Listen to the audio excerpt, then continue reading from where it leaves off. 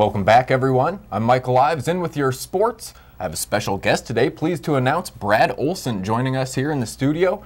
Brad, of course, a former North Pole High School student and basketball player, a former Alaska Nanook, won the Top of the World Classic, still famous here in Alaskan history, and now a two-time Euroleague Spanish champion. Brad, welcome, first of all. Thanks for having me. Absolutely. Well, let's get right into it. You've had a busy year. You've hoisted another trophy. It's your second time doing that there in Euroleague play. Let's talk about this. You had a great run in that series against Real Madrid, including a three-point barrage in Game 3 that really pushed you guys ahead to a victory. And then Game 4, the ceiling game of the whole series, you end up getting the game-winning assist and then hitting a couple clutch free throws to close it all out. Talk to us about that run in this championship series against Madrid and just what worked so well for you. Obviously, the team. We played great basketball at the end of the season, and when it's most important to play great basketball. Madrid was the favorite going into, so we had nothing to lose in the whole series. And then luckily we got to steal one on their home court, and then we had two at our home court that we had to win. The Game 4.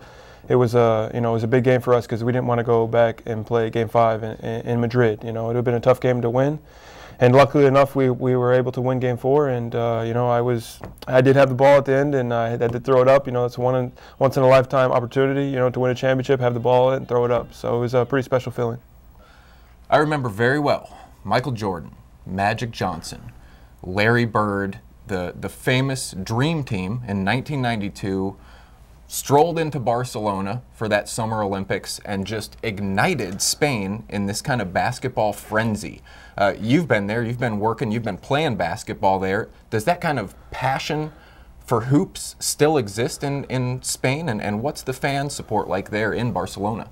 Fan support is great. We have a great fan support.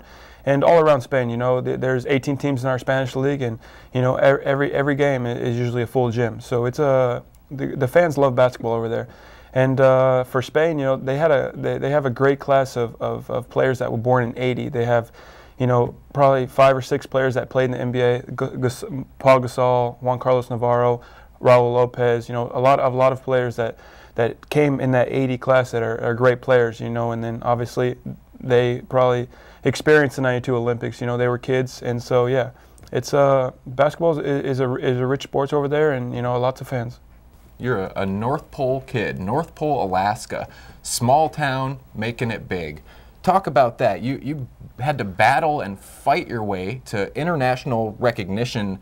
At what point in Brad Oleson's life did you kind of take a seat, look at everything that was happening around you, and say, I've got a chance to not only compete with some of the best basketball players in the world, but to actually take some names and be better than a lot of these guys? I really don't know. I mean, I don't remember sitting back and thinking that I made it. In high school, I had a great mentor, Kevin McHenry. He was my coach out there, and he was always pushing me to get better and keep improving. But I never really sat back and looked like and said I made it. I just kept working each day, and it was one day at a time, and one foot in front of the other. Just kept working, and I guess when my career is finished, I'll look back and look at it more. For a guy who's quiet and soft-spoken like you are, a pretty unassuming basketball player, I find that the players that are great and have big-time success like you've been having have this certain drive and passion to be great. Where do you find that, and being a quiet guy, where do you find that momentum to really push you to dominate some of these great basketball players? Good question. I don't even know. I was always just like you said, unassuming guy. Just below the radar. I always just did my work, and I was always in the gym when basically no one was looking. I'm many nights, at UAF when I was up there shooting alone in the gym. And no one knows about that. So basically, just a bunch of hard work, and like you said, I'm unassuming, and no one really expects to do anything. So. And it just worked out for me. So, final question for you, Brad. International hoops, the schedule is very, very busy for you guys. 10 months on, 2 months off. What do you do with your spare time, and what's your favorite activity during those days off, either here in Alaska or there in Spain? You know, I guess I don't really have one favorite thing. I just like to basically enjoy the things that you don't get to do for 10 months, you know. If it's going to the lake one day, you know, if it's golfing with, you know, my old coaches one day, if it's just spending time with my family. Obviously, I have 2 nephews I love to be around.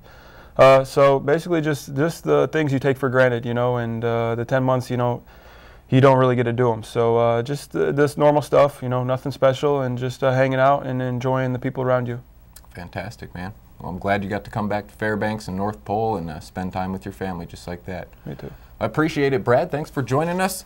Always a pleasure to have you up here, and we'll enjoy watching your basketball career continue here in the future. Thanks a lot, man. 2-time EuroLeague Spanish champion Brad Oleson joining us, a former Nanook, former North Pole basketball player. It's a pleasure, and I appreciate you folks joining us as well. Stay tuned for Zach Rover and your full weather forecast coming up next right here on CBS News 13.